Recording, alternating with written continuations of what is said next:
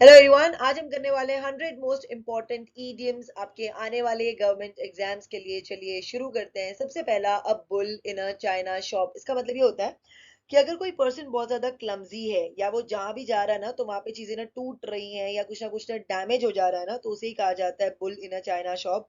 वो जानबूझकर नहीं करता है, सब गलती से हो जाता है, उसे हम कहते हैं bull in a China shop. आप इसे अपने सेंटेंस में यूज कर सकते हैं।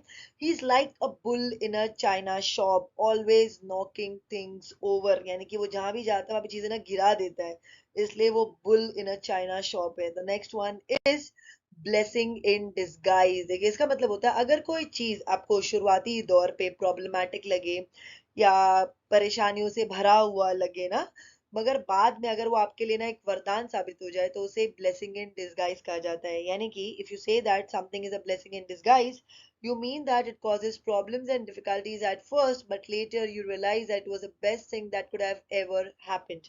आप इसे अपने सेंटेंस में यूज कर सकते हैं। Being laid off was a blessing in disguise. Within a month, I got a much better job. The next one is a damn squib. देखिए इसका मतलब ये होता है कि अगर आप एक्सपेक्ट कर रहे हैं कोई पार्टी, कोई परफॉर्मेंस या कोई इवेंट, अगर वो बहुत इंटरेस्टिंग होने वाला है, एक्साइटिंग होने वाला है, इंप्रेसिव होने वाला है, मगर इसमें से वो कुछ भी नहीं होता है, बहुत ही ठंडा हो जाता है वो, तो उसे ही अ डैम स्क्विब कहा जाता है। आप इसे अपने सेंटेंस में यूज कर सकते हैं। The party was a bit of a dam squib. The next one is green horn. देखिए हम लोग है ना उनके लिए इस्तेमाल करते हैं जो पर्सन ना एक्सपीरियंस नहीं है या ट्रेंड नहीं है ना, उसी को हम कहते हैं ग्रीन हॉर्न। आप इसे अपने सेंटेंस में यूज कर सकते हैं। The greenhorn lack the skills that he would need to live in the hard rough country.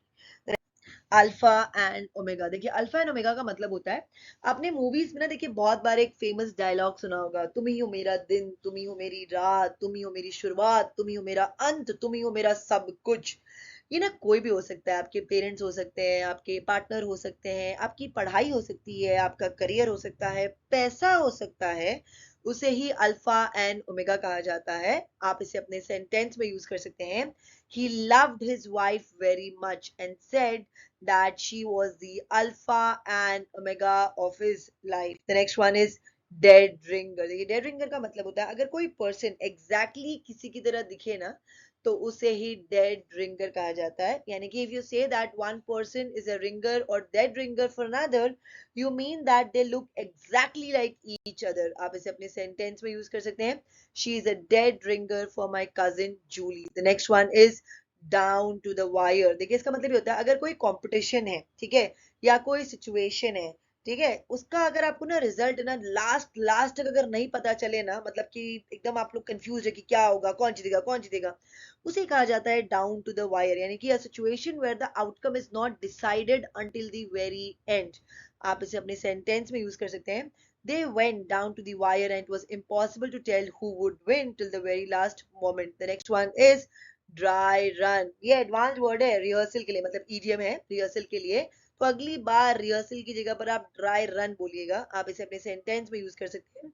Today is only a dry run so will not be using the actual costumes. The next one is cock and bull story. इसका मतलब ये होता है कि कोई ऐसी कहानी जिसपे विश्वास न किया जा सके, उसे ही कॉक एंड बुल स्टोरी कहा जाता है। यानी कि अनबिलीवेबल स्टोरी। आप इसे अपने सेंटेंस में यूज कर सकते हैं। Don't give me that cock and bull story. You should have completed this long time ago. The next one is as thick as thieves. इसका मतलब ये होता है कोई लोग अगर बहुत ज्यादा क्लोज हो या सिक्रेटिव हो ना, उसे ही कहा जाता है as thick as thieves। आप इसे अपने सेंटेंस में यूज कर सकते हैं। Even though we had not seen each other for several months, we were as thick as thieves. The next one is pros and cons. देखिए प्रोज का मतलब होता है एडवांटेजेस, कॉन्स का मतलब होता है डिसएडवांटेजेस, मतलब किसी चीज का गुड पॉइंट और बैड पॉइंट, उसे ही प्रोज एंड कॉन्स कहा जाता है। आप इसे अपने सेंटेंस में यूज कर सकते हैं। I am weighing the pros and cons of moving to another state. The next one is a dime a dozen. A dime a dozen का मतलब होता है कोई ऐसी चीज जो बहुत ज्यादा कॉमन है, आपको आसानी से मिल जाएगा, इसलिए उसका ज्यादा वैल्यू नहीं है, उसे ही कहा जाता है अ डाइम अ डजन। आप इसे अपने सेंटेंस में यूज कर सकते हैं। Pigeons are a dime a dozen in this city. They are everywhere. The next one is a man of a straw. देखिए straw क्या होता है? घास, ठीक है। तो घास में ताकत नहीं होती है ना, तो a man of straw का मतलब ये हुआ कि कोई ऐसा पर्सन जिसमें हिम्मत नहीं है या एबिलिटी नहीं है एक पर्टिकुलर काम करने का या एक पर्टिकुलर रोल निभाने का, उसे ही अ मैन ऑफ स्ट्रॉ कहा जाता है। आप इसे अपने सेंटेंस में यूज कर सकते हैं। They realize the CEO was just a man of straw with no real influence in the company. The next one is buy a lemon. देखिए बाय लेमन का मतलब होता है, समझिए कि आपने ना कोई चीज ना खरीद ली है, ठीक है, मगर चलने से ज्यादा ना वो ना बिगड़ ज्यादा जाती है, तो उसे बाय अ लेमन कहा जाता है। यानी कि to purchase something that is worthless, broken, unsatisfactory, not of its purported value और डिसअपॉइंटिंग, उसे हम कहते हैं बाय अ लेमन। आप इसे अपने सेंटेंस में यूज कर सकते हैं। My brothers cars is a lemon, he spends half of his weekend fixing his car. The next one, a dark horse. देखिए अ डार्क हॉर्स का मतलब होता है, ये जो ईडियम है ना हम उनके लिए यूज करते हैं। जनरली आपने देखा होगा ये पॉलिटिकल इलेक्शंस में या किसी कॉम्पिटिशन में ना यूज किया जाता है। हमें पता होता है कि कोई अगर एक पर्सन है या कोई अगर एक कैंडिडेट है, पता है कि ये जीतेगा ही नहीं, ये कहाँ से जीतेगा, ये क्या ही जीतेगा, मगर अगर वो जीत जाए अनएक्सपेक्टेड कैंडिडेट, उसे ही अ डार्क हॉर्स कहा जाता है, ठीक है। The saying dark horse usually means N unexpected winner. For example, a presidential candidate who comes from behind to surprise everyone by winning the election could be considered as the dark horse. आप इसे अपने sentence में use कर सकते हैं। Though many favored the bigger teams to win the competition, the local team was a dark horse and surprised everyone with their dazzling performances. The next one is drink like a fish. Drink like a fish का मतलब होता है बहुत ज्यादा पीना, specially alcohol यानी कि दारू, उसे ही कहा जाता है ड्रिंक लाइक अ फिश। आप इसे अपने सेंटेंस में यूज कर सकते हैं। Some people can drink like a fish and handle it. The next one is herculean task. कोई डिफिकल्ट टास्क हो ना, उसे ही हर्क्यूलियन टास्क कहा जाता है, यानी कि task requiring huge amount of physical strength. आप इसे अपने सेंटेंस में यूज कर सकते हैं। She faces the Herculean task of bringing up 4 children single-handedly. The next one is high on hog. High on hog का मतलब होता है किसी का लाइफस्टाइल अगर बहुत ज्यादा एक्स्ट्रावेगेंट हो, मतलब कि ना महंगी महंगी चीजें खरीदना, महंगी महंगी गाड़ियों में घूमना, महंगे महंगे रेस्टोरेंट्स में जाना, ठीक है, उसे ही हाई ऑन हॉग कहा जाता है। आप इसे अपने सेंटेंस में यूज कर सकते हैं। Ever since his promotion, they have been living high on the hog. The next one is hit the books. Hit the books का मतलब होता है to study very hard or to start studying, यानी कि ना बहुत ज्यादा पढ़ाई करना या पढ़ना शुरू करना, उसे ही कहा जाता है hit the books। आप इसे अपने सेंटेंस में यूज कर सकते हैं। I have got a test tomorrow, so I'm going to hit the books tonight. The next, wait blanket. देखिए वेट ब्लैंकेट का मतलब होता है कोई ऐसा पर्सन जो सबका मजाक किरकिरा कर दे, यानी कि ना खराब कर दे, उसे ही वेट ब्लैंकेट कहा जाता है, यानी कि someone who ruins other people's fun. आप इसे अपने सेंटेंस में यूज कर सकते हैं। If you are going to come to my party you can't be such a wet blanket. The next one is sea change. देखिए सी चेंज का मतलब होता है ड्रास्टिक चेंज, बहुत ही बड़ा चेंज किसी में आ जाना, उसे ही सी चेंज कहा जाता है। आप इसे अपने सेंटेंस में यूज कर सकते हैं। Television has undergone a sea change in the last 2 years। Next one 86। देखिए 86 का मतलब होता है, ये जनरली अगर कोई चीज अगर रेस्टोरेंट में अवेलेबल नहीं हो या अगर उन लोग मना कर दे अगर आपको सर्व करने से, तो उसे 86 कहा जाता है। या कोई पर्सन अगर किसी प्रीमाइसेस में अगर वो वेलकम नहीं है, मतलब कि वो अलाउड नहीं है वहां पे ना, तो उसे भी 86 ही कहा जाता है। आप इसे अपने सेंटेंस में यूज कर सकते हैं। He was 86 from the restaurant, मतलब उसे बाहर निकाल दिया गया रेस्टोरेंट से। Next one is the boss hates this guy and wants us to 86 him. The next one is run with the hare and hunt with the hounds। देखिए सबसे पहली बात तो आप हेयर और हाउंड्स का मतलब समझिए। हेयर का मतलब क्या होता है, बड़ा खरगोश, और हाउंड का मतलब क्या होता है, शिकारी कुत्ता। तो run with the hare and hunt with the hounds का मतलब हुआ कि जब कोई पर्सन अगर किसी डिबेट में या किसी चीज में अगर वो दो ऑपोजिट पार्टीज को ना सपोर्ट कर रहा है ना, दोनों को ही सपोर्ट कर रहा है, दोनों के साथ उसको ना अच्छा रहने का है ना, तो उसे कहा जाता है run with the hare and hunt with the hounds. यानी कि try to remain on good terms with both the sides in a conflict or a dispute। आप इसे अपने सेंटेंस में यूज कर सकते हैं। She never takes a clear position in any dispute. She always tries to run with the hare and hunt with the hounds। All mouth and no trousers, इसका मतलब ये होता है कि बड़ी बड़ी बातें वड़ा पाव खाते मतलब कि ना लंबा लंबा कोई ना डींग हाँक रहा है मगर वो एक्चुअली में करता कुछ भी नहीं है, उसी को कहते हैं all mouth and no trousers, यानी कि talking a lot about doing something but not actually doing it. आप इसे अपने सेंटेंस में यूज कर सकते हैं। The team's manager keeps promising title after title but he seeming like all mouth and no trousers at this point.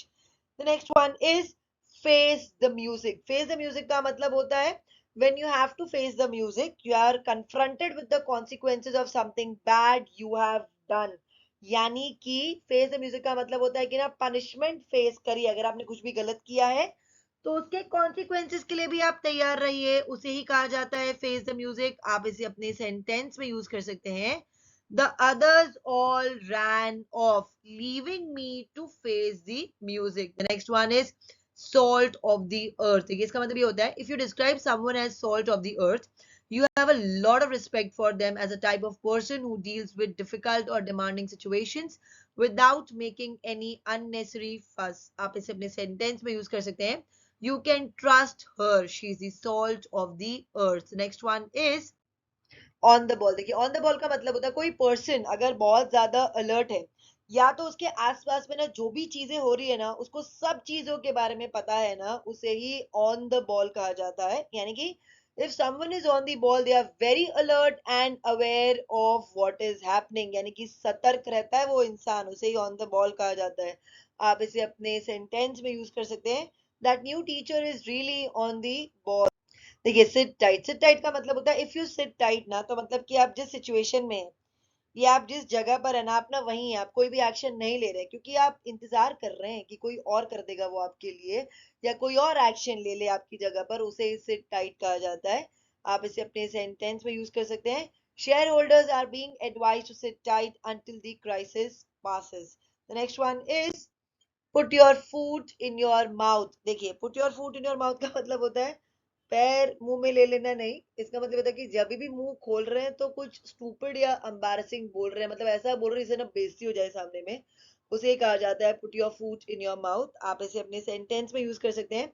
Every time he speaks he puts his foot in his mouth. The next one is let sleeping dogs lie. Let sleeping dogs lie का मतलब होता है कि अगर कोई situation जैसा है ना उसको ना वैसे ही रहने दीजिए, अगर उसको छेड़छाड़ की ना तो वो और ज्यादा ट्रबलसम हो सकता है, उसे ही लेट स्लीपिंग डॉग्स लाई कहा जाता है। आप इसे अपने सेंटेंस में यूज कर सकते हैं। The best plan is just to let sleeping dogs lie.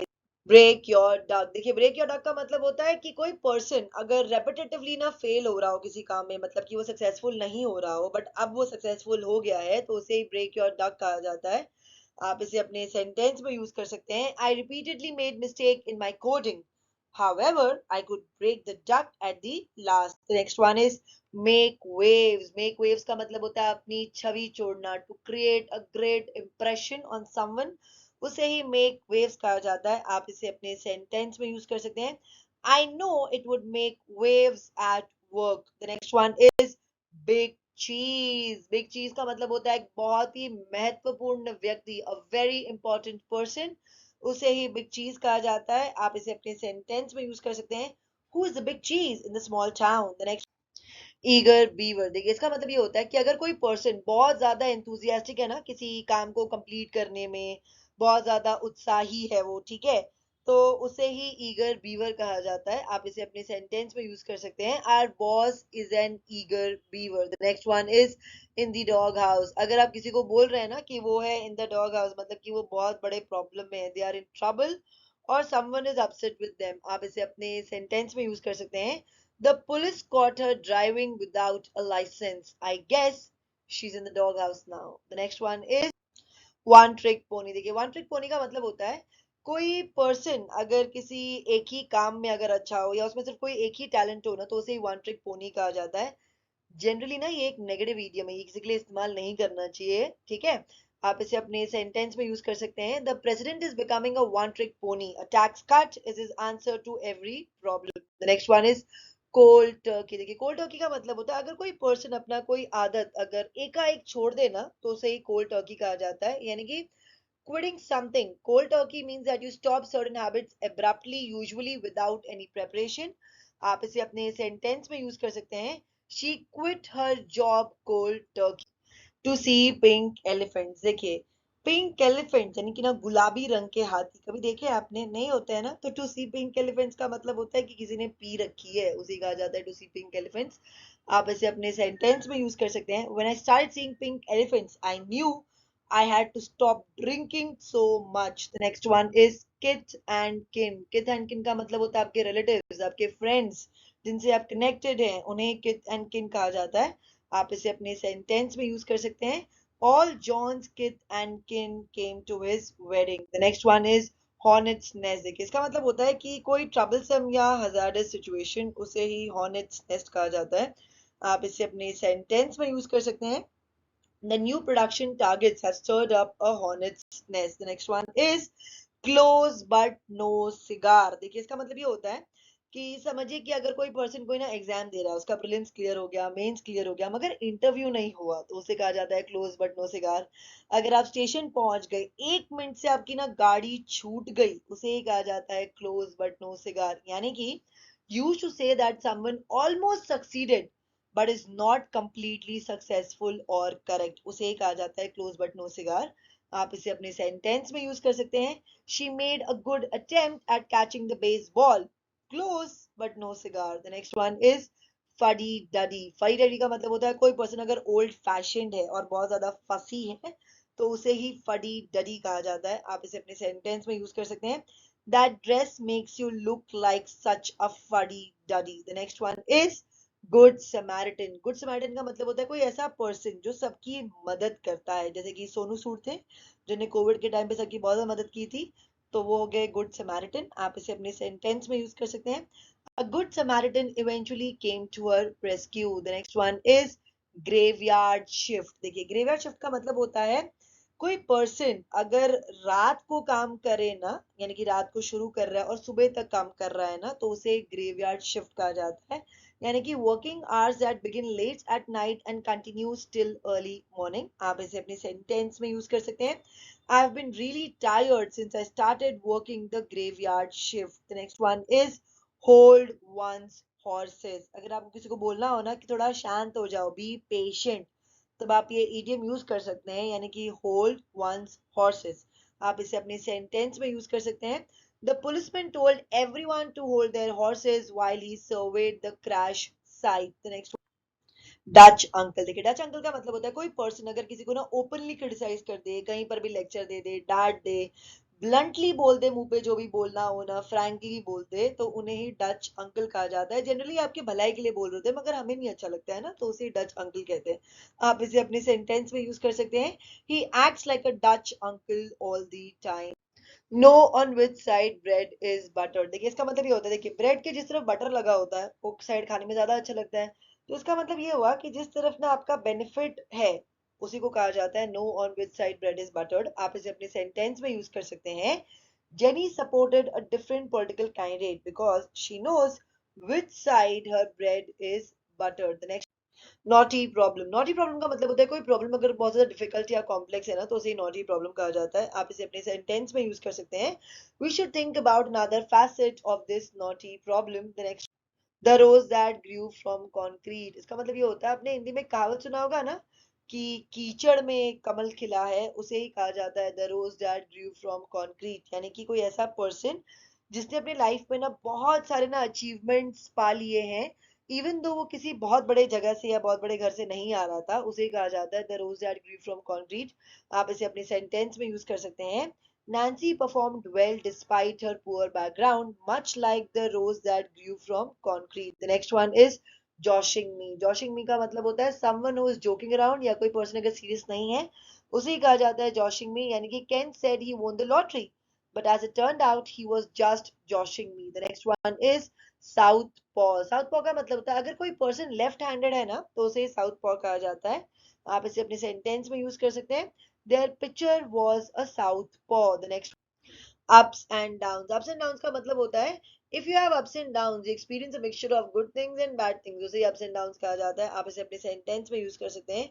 every businessman has ups and downs in his business। the next one is under the weather, देखिए सुन के लगता है कि बहुत अच्छा इडियम होगा, मतलब कि मौसम सुहाना होगा, अच्छा लग रहा होगा। नहीं, अंडर द वेदर का मतलब होता है कि आपकी तबीयत खराब है, आपको ठीक नहीं लग रहा है, उसे ही अंडर द वेदर कहा जाता है। आप इसे अपने सेंटेंस में यूज कर सकते हैं।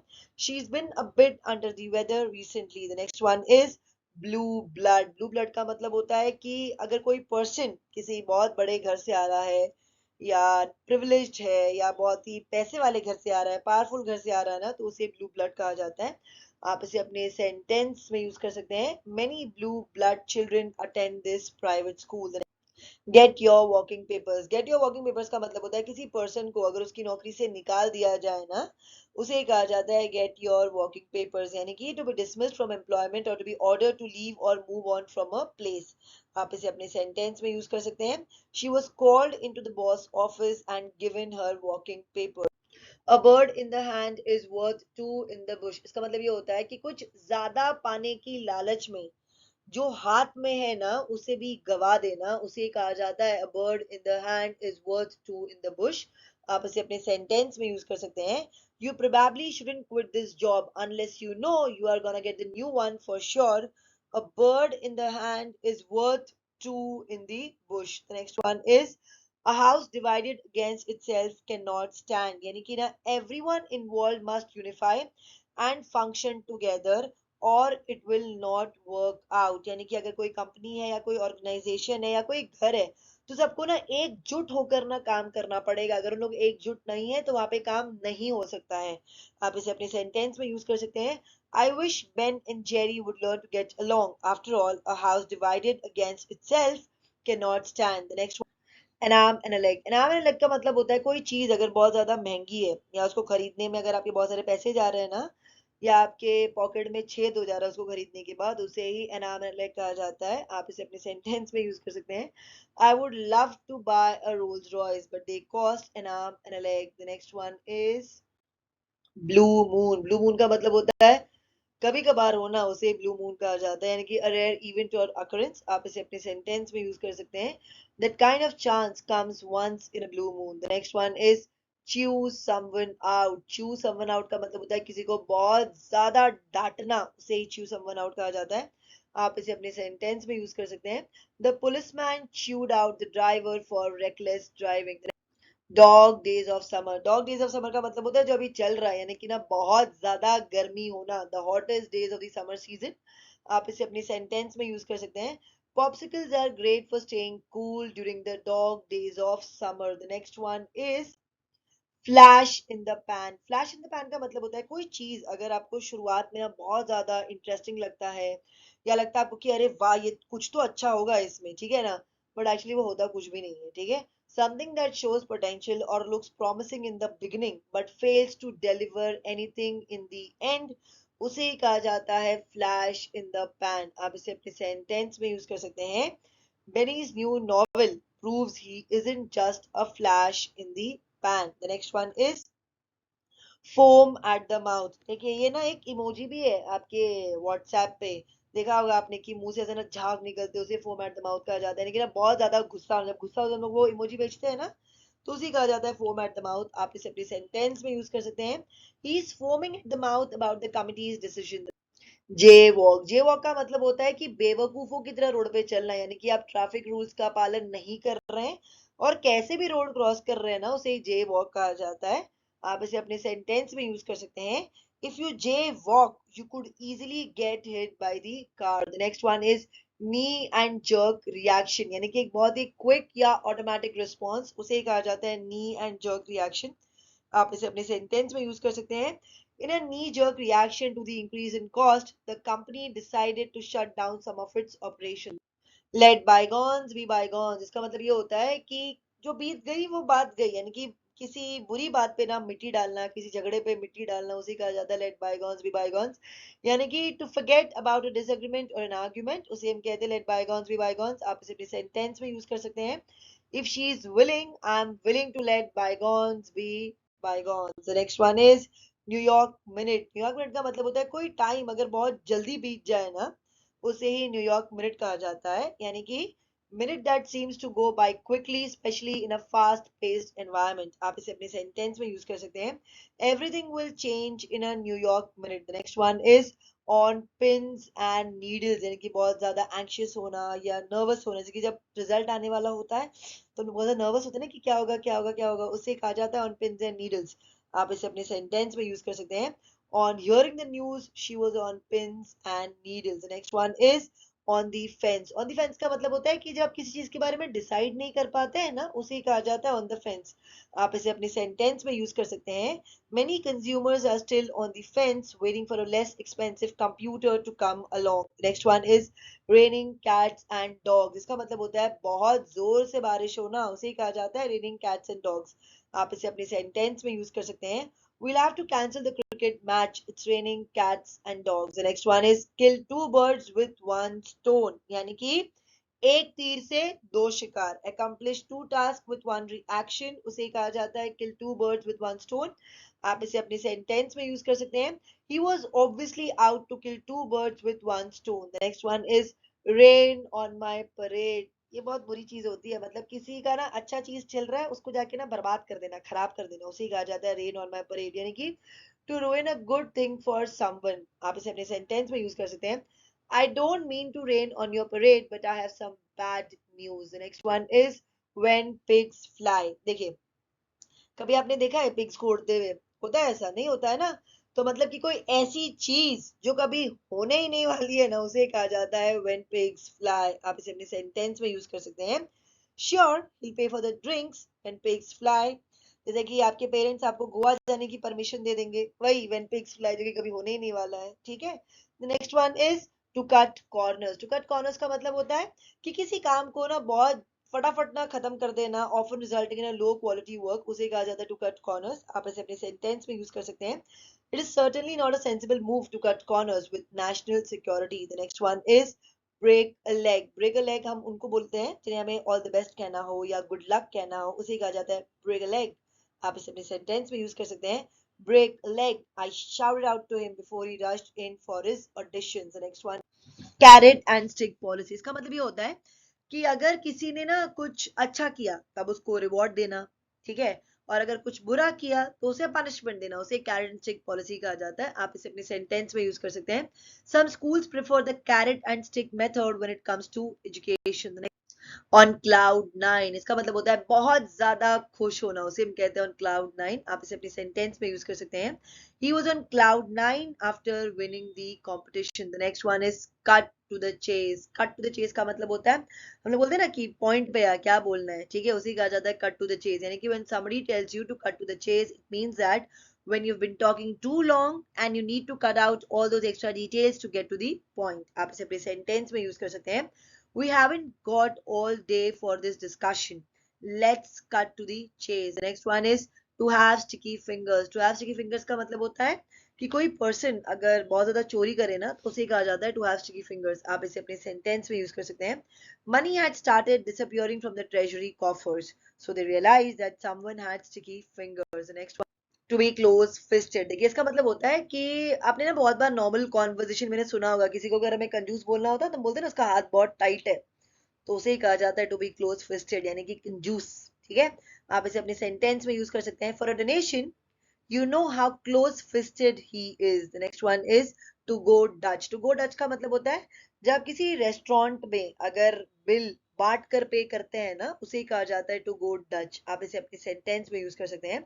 You are spending too much money, I prefer to go Dutch. The next one is receive a kick back. Receive a kick back का मतलब होता है रिश्वत मिलना, यानी कि if you receive a kick back it means you are receiving money illegally like a bribe. आप इसे अपने सेंटेंस में यूज कर सकते हैं।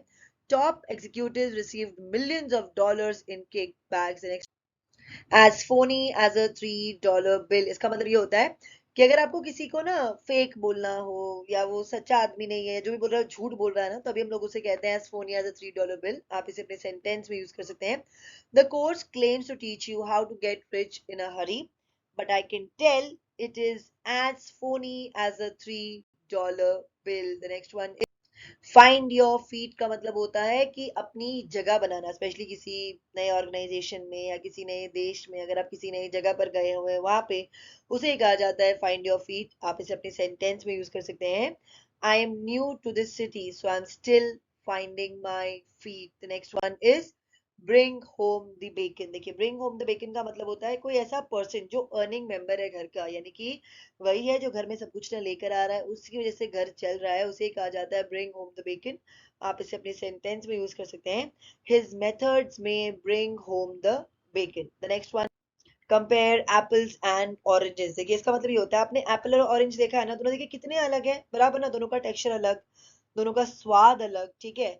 तो अगर आप एप्पल और ऑरेंज को कंपेयर कर रहे हैं ना, तो मतलब कि आप दो किसी ऐसी चीज को कंपेयर कर रहे हैं जो कि कंप्लीटली अलग है एक दूसरे से, ठीक है, उसे कहा जाता है कंपेयर एप्पल्स एंड ऑरेंजेस। आप इसे अपने सेंटेंस में यूज कर सकते हैं, they were twins but apples and oranges. The next one is chasing rainbow. Chasing rainbow का मतलब होता है कि आप है ना किसी ना इम्पॉसिबल टास्क को ना चेस कर रहे हैं या परस्यू कर रहे हैं, ठीक है, उसे कहा जाता है चेजिंग रेनबो। आप इसे अपने सेंटेंस में यूज कर सकते हैं, you need to grow up and land a stable job, you can't keep chasing rainbows forever. Next, make a mountain out of a molehill. देखिए इसका मतलब ये होता है तिल का ताड़ बनाना, राई का पहाड़ बनाना, ठीक है, उसे ही कहा जाता है make a mountain out of a molehill.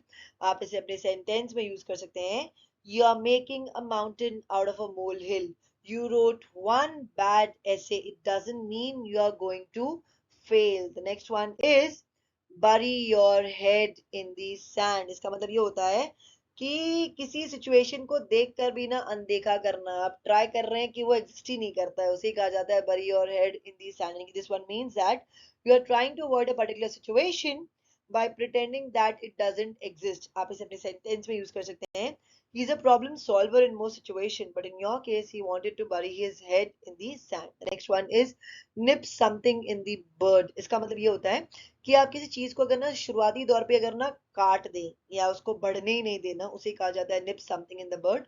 आप इसे अपनी सेंटेंस में यूज कर सकते हैं, many serious illnesses can be nipped in the bud if they are detected early enough। The next one is barking up the wrong tree। इसका मतलब ये होता है looking for something in the wrong place। आप इसे अपने sentence में use कर सकते हैं, if you think that you are barking up the wrong tree all together. The next one is back to the drawing board. इसका मतलब ये होता है फिर से सब कुछ को शुरुआत करना, उसे कहा जाता है back to the drawing board. आप इसे अपने सेंटेंस में यूज कर सकते हैं, my experiment was a failure so I am back to the drawing board. Next one is call it a day. इसका मतलब होता है काम बंद करना, आज के लिए हो गया, आज के लिए इनफ है, उसे कहा जाता है कॉल इट अ डे, यानी कि स्टॉप वर्किंग। आप इसे अपनी सेंटेंस में यूज कर सकते हैं, we call it a day right after the 9 hours of hard working every day, neither more nor less। The next one is bite the bullet। bite the bullet का मतलब क्या होता है, बुलेट कैसा होता है, अच्छा नहीं है ना, बाइट करेंगे तो कैसा लगेगा, अच्छा नहीं लगेगा। इसका मतलब ये हुआ कि आपको कोई ऐसी चीज एक्सेप्ट करनी है जो कि अच्छा नहीं है या अनप्लेजेंट है, मगर तो भी आपको उसको एक्सेप्ट करना पड़ रहा है, उसे ही कहा जाता है बाइट द बुलेट। आप इसे अपनी सेंटेंस में यूज कर सकते हैं, I hate going to the dentist but I will just have to bite the bullet. The next one is burn the midnight oil, यानी कि ना रात भर जग के पढ़ाई करना या काम करना, उसे कहा जाता है बर्न द मिडनाइट ऑयल। आप इसे अपने सेंटेंस में यूज कर सकते हैं, Chris is asleep after burning the midnight oil trying to finish his article। Next one is go bananas. Go bananas का मतलब होता है टू गो क्रेजी, यानी कि समझिए अगर कोई खुश है तो बहुत ज्यादा खुश है, ठीक है, संभाले नहीं संभल रहा है, गुस्सा है तो बहुत ज्यादा गुस्सा है, संभाले नहीं संभल रहा है, उसे कहा जाता है गो बनानास। आप इसे अपने सेंटेंस में यूज कर सकते हैं, the fans went bananas when the team won the game at the last second। The next one is chicken hearted. देखिए चिकन हार्टेड का मतलब होता है कोई पर्सन अगर ना ब्रेव नहीं है ना, उसे ही चिकन हार्टेड कहा जाता है, यानी कि बहुत जल्दी डर जाए, ठीक है, तो उसे हम कहते हैं चिकन हार्टेड। आप इसे अपने सेंटेंस में यूज कर सकते हैं, Daisy was too chicken hearted in the meeting to speak up, even though she knew the board was making the wrong decision। The next one is elephant in the room। elephant in the room का मतलब होता है difficult, controversial or obvious problem that no one wants to talk about or mention because the subject is problematic, uncomfortable or awkward, यानी कि कोई ऐसी problem जिसके बारे में सबको पता है मगर किसी को बात नहीं करना है क्योंकि वो और प्रॉब्लमेटिक हो सकता है या वो टॉपिक ही अनकंफर्टेबल है या ऑकवर्ड है, उसे कहा जाता है एलिफेंट इन द रूम। आप इसे अपने सेंटेंस में यूज कर सकते हैं, his alcoholism was the elephant in the room, everyone knew he had a drinking problem but no one said anything। The next one is Elvis has left the building। इसका मतलब ये होता है कोई शो एंड हो गया है और अभी आप घर जाइए, या कोई चीज खत्म हो गया, उसे कहा जाता है Elvis has left the building. आप इसे अपने सेंटेंस में यूज कर सकते हैं। We kept waiting for the band to come back on stage to perform some of the fans' favorite songs, but it looked like Elvis had left the building. The next one is zonk out. देखिए zonk out का मतलब होता है कि थकावट की वजह से, या तो कभी कभार किसी को अगर ज्यादा मेहनत नहीं करनी पड़ती है, बेड पे आती है, कितने लोग ना सो जाते हैं एकदम आराम से फटाक से, उसे कहा जाता है zonk out, यानी कि to fall asleep very promptly। आप इसे अपने सेंटेंस में यूज कर सकते हैं। I have to go to home and zonk out. That's it for today. अगर आपको वीडियो अच्छा लगा तो उसे लाइक करें, शेयर करें, कमेंट करें और साथ ही साथ मेरे चैनल को सब्सक्राइब करें। Thank you.